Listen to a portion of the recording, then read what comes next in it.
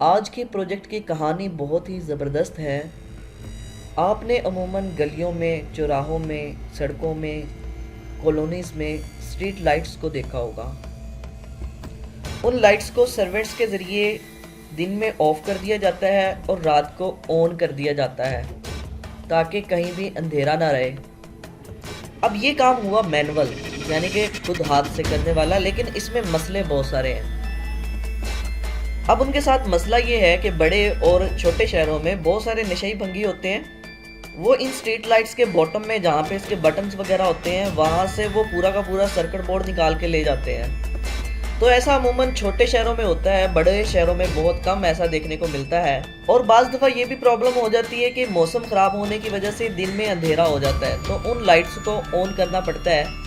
और उस टाइम में अगर कोई भी मुलाजिम ना आया हो तो वो लाइट स्टिल ऑफ ही रहती हैं। आपने सिटी वगैरह के अंदर देखा होगा, क्योंकि उनको रात को ही ऑन किया जाता है। तो ऐसे में दिन में भी उनको ऑन होना चाहिए, क्योंकि दिन में भी अंधेरा है। इसी प्रॉब्लम को रिजॉल्व करने के लिए हम इसको ऑटोनमस कर देते हैं, यानी कि लाइट के ऊपर एक सेंसर लगा होगा जो ये देखेगा कि जब तक सूरज की रोशनी है तो वो लाइट को ऑफ रखेगा, और जब सूरज की रोशनी ख़त्म हो जाती है यानी कि अंधेरा छा जाता है तो वो लाइट्स को ऑटोमेटिकली ऑन कर देगा। ऐसे में कोई भी सर्किट बोर्ड उसके बॉटम में लगाने की हमें ज़रूरत नहीं पड़ेगी। तो गाइस, इस प्रोजेक्ट को हम दो तरीक़ों से करते हैं। पहला हम डीसी करंट पे इसको करेंगे और बाद वाला हम एसी करंट पे इसको करेंगे, ताकि हम इसके डिफरेंट प्रोजेक्ट्स बना सकें। और ये चीज़ बहुत ही ज़बरदस्त है। बड़े बड़े शहरों में और जहाँ पे आपने देखी होंगी कि बड़ी बड़ी टनल्स हैं, उन टनल्स के अंदर इसी सिस्टम को एम्बेड कर दिया गया है। क्योंकि टनल्स में अब कौन जाके देखे, और टनल्स इतनी लंबी हैं कि कैसे पता चले कि भाई दिन है रात है, तो बहुत मुश्किल हो जाता है सम टाइम। तो इसी तरह बड़े बड़े वॉच टावर्स आपने देखे होंगे जो कि समुद्रों के अंदर हैं, या बहुत बड़े टावर्स हैं, कंपनीज के टावर हैं। तो वहाँ पे उस लाइट को कौन ऊपर ऑन करने जाए और कौन इतनी लंबी वहाँ पे कनेक्शन उसके बनाए। तो इस सब के सोल्यूशन के लिए हम ऑटोनमस इस चीज़ को कर देते हैं। तो चलिए अपने प्रोजेक्ट को गेट स्टार्ट करते हैं। सबसे पहले आपको प्रोजेक्ट ये दिखाते हैं कि ये किस तरह का प्रोजेक्ट बनेगा। तो यहाँ पे आप स्क्रीन के ऊपर देख सकते हैं इस तरह का प्रोजेक्ट बनेगा और ये इस तरह से काम करेगा। अब इस प्रोजेक्ट को बनाने के लिए हमारे पास तमाम के तमाम रिसोर्सेज जो हैं वो फिजिकली अवेलेबल हैं, लेकिन आपको जस्ट समझाने के लिए और आपको एक नया टूल समझाने के लिए मैं इसको ऑनलाइन करूँगा। अब इस कोर्स को ना सीखने का आपके पास कोई बहाना नहीं रहेगा कि सर मेरे पास ये वाला रिसोर्स नहीं है, या मुझे सर ये प्रॉब्लम है, मेरे पास ये वायर नहीं है, ये जंपर वायर नहीं है, ये वायर ख़राब है। तो आपके पास कोई सा बहाना नहीं रहेगा इस कोर्स को ना सीखने का। तो यहाँ पे ऑनलाइन टूल के ऊपर चलते हैं, उसके ऊपर सारा कुछ आपको बना बनाया मिल जाएगा। उसी के ऊपर कोडिंग कर सकते हो, उसी के ऊपर आप टेस्टिंग कर सकते हो। और जब पूरा का पूरा प्रोसेस कंप्लीट हो जाए उसके बाद आप इन सारे के सारे कंपोनेंट्स को फिजिकली अरेंज कर सकते हो, और फिजिकली अरेंज करने के बाद कोड भी उसमें अपलोड कर सकते हो। तो चलिए वीडियो को गेट स्टार्ट करते हैं। सबसे पहले गाइज आपने गूगल क्रोम को ओपन कर लेना है और यहाँ पे सर्च बार में आपने WOKWI लिख देना है और एंटर प्रेस कर देना है। और यहाँ पे ये वॉकवी ऑनलाइन या वॉकवी.com ये एक ऑनलाइन सिमुलेटर है जिसके ऊपर हम अपने प्रोजेक्ट्स को ऑनलाइन बना सकते हैं अगर हमारे पास आर्डिनो या इसके अलावा कोई भी इलेक्ट्रॉनिक कंपोनेंट्स नहीं है। तो गेट स्टार्ट करने के लिए आपको यहाँ पे साइन अप करना पड़ेगा, क्योंकि अभी आप इसके ऊपर नए नए आए हो। तो यहाँ पे आप गूगल के ज़रिए इसके ऊपर साइन अप कर दीजिएगा ताकि आप इसके बहुत सारे कूल फीचर से फ़ायदा उठा सकें। तो अपने ईमेल पे क्लिक करें जो अकाउंट यहाँ पे शो हो रहा है, तो ऑटोमेटिकली आप देख सकते हैं कि यहाँ पे मेरा अकाउंट जो है वो बन गया है। अब सबसे पहले आपने सिमुलेटर चूज़ करना है, आप किस कंट्रोलर को लेना चाहते हो। तो मैं यहाँ पे आर्डिनो के ऊपर काम करना चाहता हूँ, तो मैं इसको चूज़ करूँगा। उसके बाद यहाँ पे ये फीचर प्रोजेक्ट हैं, आप यहाँ पे देख सकते हैं। और यहाँ पे नीचे लिखा हुआ है स्टार्ट फ्रॉम स्क्रैच, और इसके नीचे लिखा हुआ है लेटेस्ट प्रोजेक्ट्स जो कि बने बनाए। इसके ऊपर आपको बहुत सारे प्रोजेक्ट्स का सोर्स कोड भी आपको मिल जाएगा, प्लस कोडिंग भी आपको मिल जाएगी। क्योंकि हम बिल्कुल स्क्रैच से स्टार्ट करने जा रहे हैं, तो हम सिंपल यहाँ पे Arduino Uno start from scratch के ऊपर क्लिक करेंगे। तो यहाँ पे आप देख सकते हैं कि इस ऑनलाइन सिमुलेटर के अंदर एक साइड पे यहाँ पे आपका स्केच है और दूसरी साइड पे यहाँ पे आप उसकी डायग्राम बना सकते हो। तो प्रोजेक्ट के ऊपर गेट स्टार्ट करने के लिए आपने यहाँ पे प्लस के ऊपर क्लिक करना है और यहाँ पे लिखना है LDR सेंसर। तो आपके सामने सेंसर आएगा, इसके ऊपर क्लिक करना है, फिर आपने इसको ड्रैग करके नीचे ले आना है। तो किसी भी प्रोजेक्ट के अंदर लाइक हमने प्रीवियस जो वीडियो बनाई है उसमें हमने क्लैप स्विच प्रोग्राम किया है, उसमें भी हम सेंसर का यूज़ कर रहे हैं और आने वाले बहुत सारे प्रोजेक्ट्स के अंदर हम सेंसर का यूज़ करेंगे।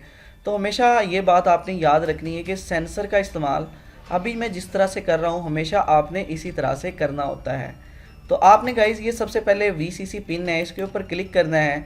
तो यहाँ पे गाइज़ VCC पिन चाहे किसी भी सेंसर की हो वो आपने 5 वोल्ट के ऊपर लगाना होती है हमेशा।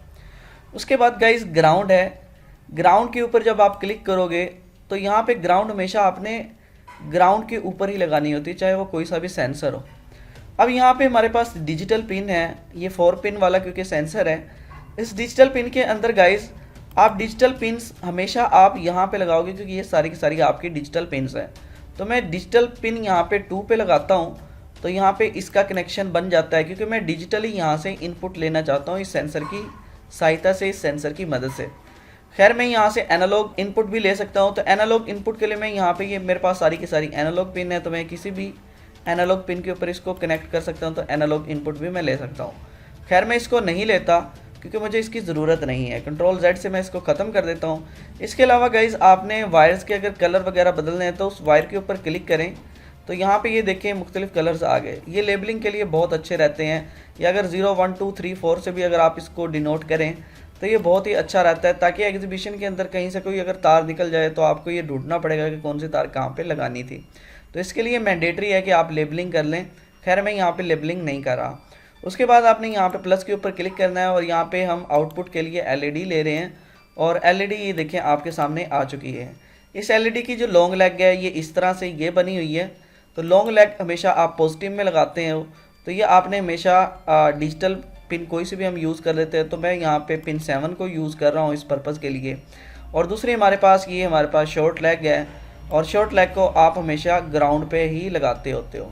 तो इस तरह से गाइज इसके कनेक्शन जो है वो हमारे सामने बन चुके हैं। अब हमारी सर्किट डायग्राम यहाँ पे मुकम्मल होती है। इसका मेन बेनिफिट ये है कि अगर आप गलत भी कनेक्शन लगा दोगे तो ऐसे में कोई भी हमारा सर्किट बोर्ड है वो ख़राब नहीं होने वाला, कोई भी चीज़ जलने वाली नहीं है। सर्किट डायग्राम के मुकम्मल होते ही अब आपको इसकी कोडिंग सिखाते हैं। अगर गाइज ये आपने कोडिंग सीख ली ना और सेंसर की वैल्यू को ऑब्टेन करना सीख लिया तो आप यकीन माने रोबोटिक्स के चैम्पियन बन सकते हैं।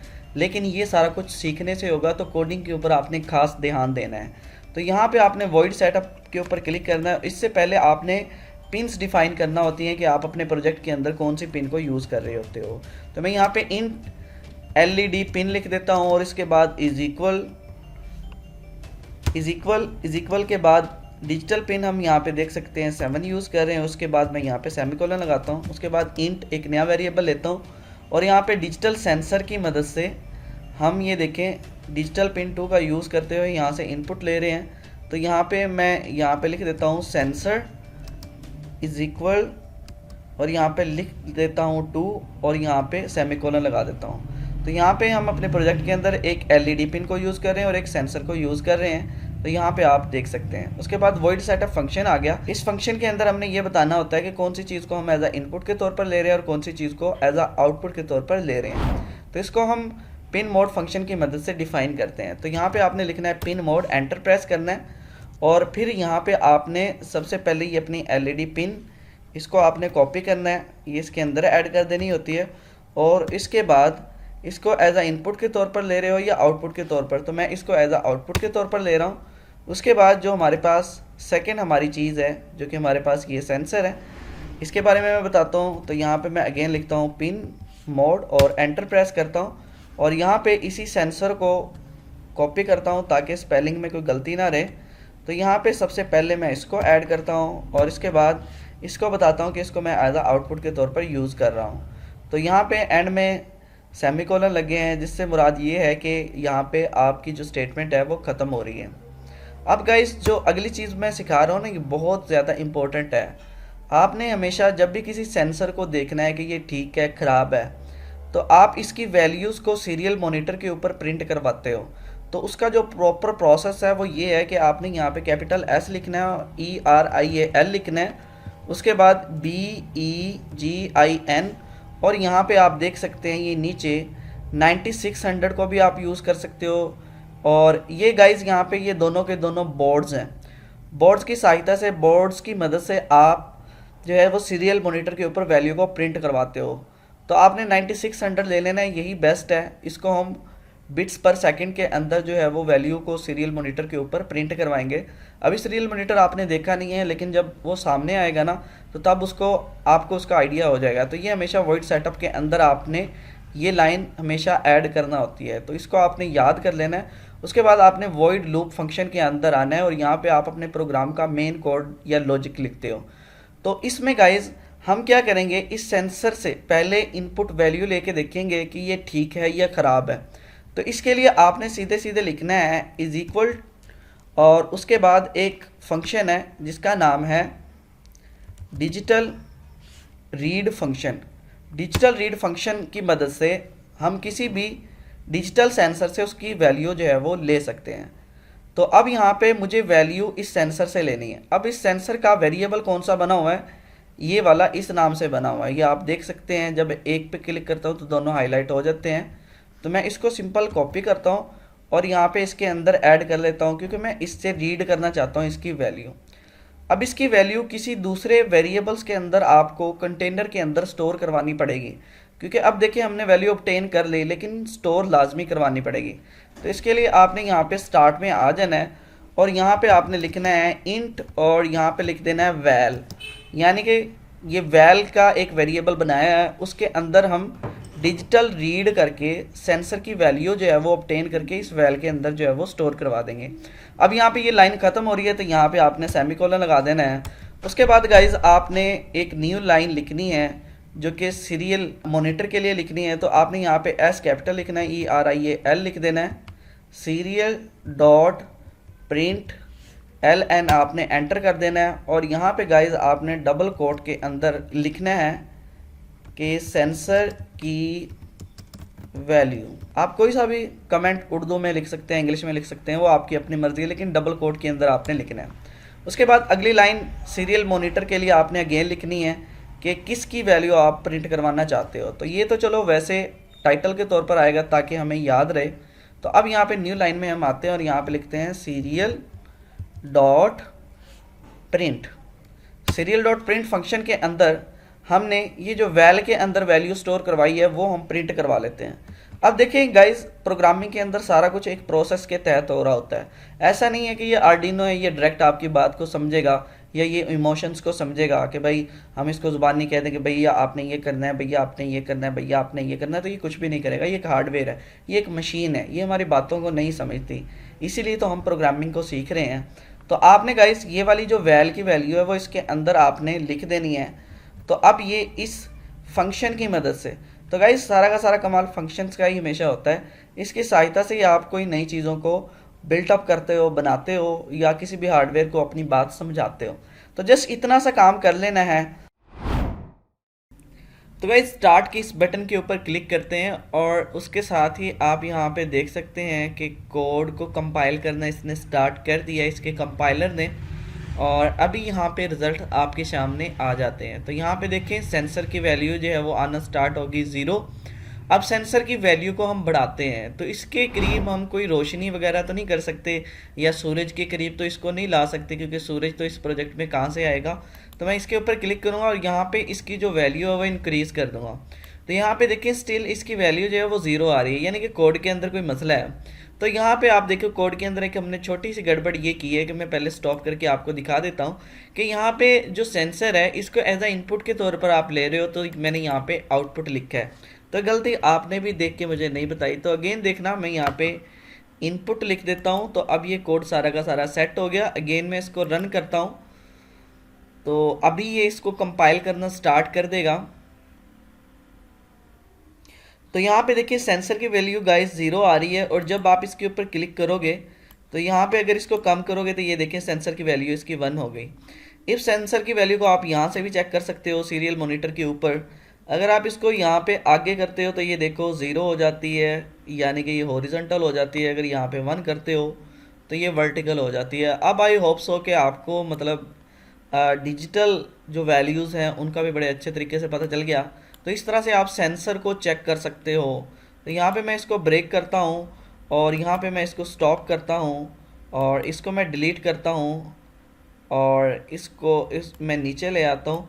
अब यहाँ पे गाइस हमारा अगला काम स्टार्ट होता है। हमेशा आप जब कभी भी किसी भी सेंसर को डिजिटली अगर चेक करना है तो आप इसी तरह से इसको चेक करोगे। अगर आपने एनालॉग के तौर पर भी चेक करना है तो आप इसी तरह से चेक करोगे, लेकिन उसके लिए पिन यहाँ पे डिफरेंट लगाना पड़ेगी। तो भाई जल्दी का काम शैतान का होता है, इसलिए तो हमने यहाँ पे गलती कर दी। तो आपने इस तरह से एक गलती नहीं करनी, ध्यान ध्यान से सोच समझ के आहिस्ता आहिस्ता से कोड को राइट करना स्टार्ट करना है। यकीन माने जब आप 4 से 5 मरतबा इसको राइट अप कर लेंगे ना तो कमाल हो जाएगा। मतलब जितना ज़्यादा आप करोगे उतना ज़्यादा मैटर करेगा। तो आगे हम कोड को राइट करना जो है वो स्टार्ट करते हैं। तो इतना काम गाइज हमारा मुकम्मल हो चुका। उसके बाद हम इस सेंसर से काम क्या लेना है, यानी कि ये दो वैल्यू दे रहा है हमें 0 और 1। तो हम इसको इफ़ एल्स कंडीशनल स्ट्रक्चर की मदद से करेंगे। तो मैं सिंपल यहाँ पे लिखता हूँ इफ़ और उसके बाद यहाँ पे पैरेंथेसिस ऐड करता हूँ। अब मैं यहाँ पे इस वैल को लेता हूँ। ये देखिए स्टेप बाय स्टेप उसी सीक्वेंस में ये प्रोग्राम चली जा रहे हैं। इफ़ वैल ग्रेटर देन 0, आगे हम करली ब्रेसिस में अपनी स्टेटमेंट 1 लिखते हैं और इसको मैं लिखता हूँ डिजिटल राइट फंक्शन के ज़रिए। डिजिटल राइट, उसके बाद हमारी जो एलईडी है वो किस पिन पे आप यहाँ पे देख सकते हैं, यहाँ पे एलईडी पिन, और इसी को मैं यहाँ पे पेस्ट कर देता हूँ और कोमा के बाद इसको मैं हाई लिख देता हूँ कि इसको भाई ऑन कर दो।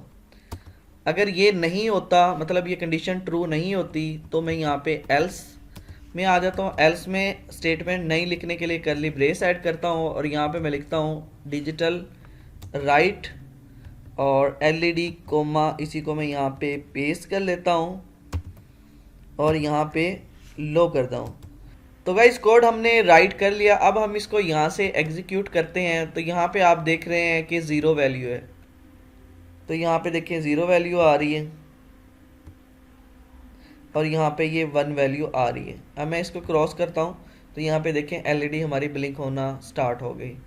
यानी कि गाइस कि अगर इसकी वैल्यू 1 होगी तो ये ऑन होगी और अगर इसकी वैल्यू 0 होगी तो ये ऑफ होगी। अब गाइस हम इसी प्रोजेक्ट को थोड़ा सा बड़ा करते हैं और यहाँ पे इसको मैं नीचे ले जाता हूँ और इस चीज़ को मैं थोड़ा सा इंक्रीज़ कर देता हूँ।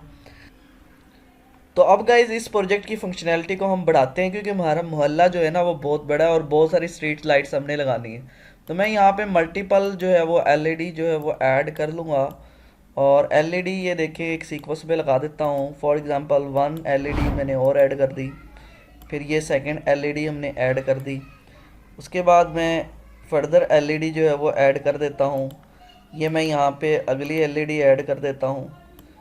तो यहाँ पे देखें ये स्ट्रीट लाइट का प्रोजेक्ट देखना आपका कितना बड़ा हो जाएगा। तो यहाँ पे देखें इतनी सारी एलईडी हमने लगा दी हैं। अब मैं इसके कनेक्शन बनाने के लिए गाइस क्या करूँगा, मैं इसको यहाँ पे ख़त्म करता हूँ और ये ग्राउंड सबको दे देता हूँ। ये देखें इसको ग्राउंड दे दी। अब इसकी ग्राउंड जो है वो मैं आगे इसको दे दूँगा और उसकी ग्राउंड जो है वो मैं आगे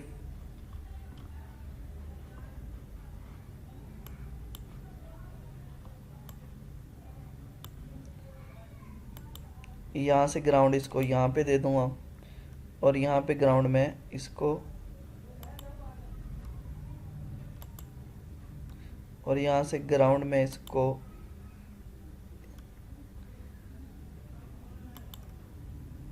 यहाँ पे दे दूँगा।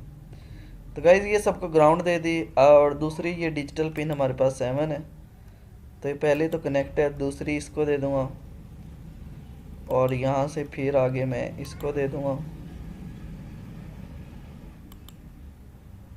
और फिर आगे इसको और फिर आगे इसको।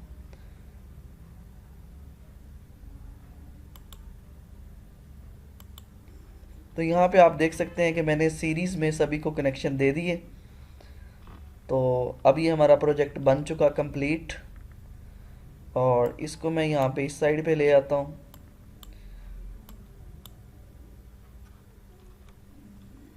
या मैं इसको यहाँ पे इस साइड पे ले आता हूँ। तो गाइस अब मैं इसको अगेन स्टार्ट करता हूँ और यहाँ पे क्लिक करता हूँ। तो यहाँ पे देखें जो ही सेंसर की वैल्यू 1 हो गई, यहाँ पे देखें सेंसर की वैल्यू 1 हो गई। इसको मैं क्रॉस करता हूँ तो ये सभी की सभी एलईडी जो है वो ऑन हो गई है।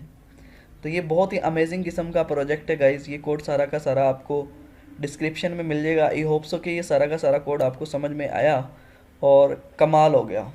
अगर तो गाइस जिंदगी में आपने पहली बार प्रोग्रामिंग सॉफ्टवेयर के अंदर लिखा है तो मैं बहुत ज्यादा मुझे मतलब दिल से खुशी हो रही है। तो आपने कमेंट सेक्शन के अंदर बताना है कि ये मेरा जिंदगी का पहला प्रोग्राम है, वहां पे कॉन्ग्रेचुलेशन जो है वो लाजमी लिखना है। यकीन माने बड़ी खुशी होती है अपने लेवल पे। तो गाइस बिना कुछ सोचे समझे आपने अब कमेंट के अंदर बताना है कि मुझे सारा का सारा समझ में आ चुका है। बड़ा आसान प्रोग्राम था और इंशाल्लाह हम इस प्रोग्रामिंग को बहुत आगे तक लेके जाएंगे। बहुत सारे रोबोटिक्स प्रोजेक्ट्स जो है वो हम इसके साथ करेंगे।